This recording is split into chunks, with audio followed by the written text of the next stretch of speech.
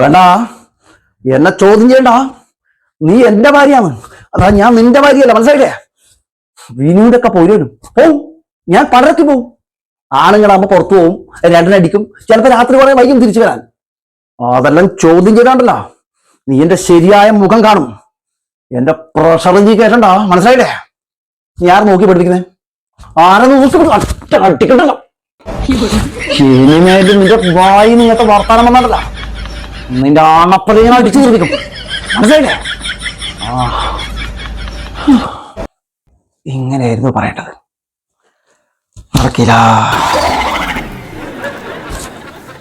മനഃശക്തി വേണം, മനഃശക്തി.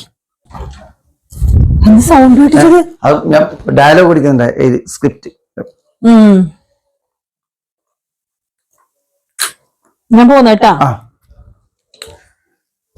പിന്നെ ഇന്നലത്തെ സംഭവം ഓർമ്മ ഉണ്ടല്ലോ? വൈകുന്നേരം 7 മണിക്ക് എത്തിക്കൊള്ളാം. പിന്നെ ഈ വീട്ടിൽ നിന്ന് പുറത്തു പോകാൻ പാടില്ല.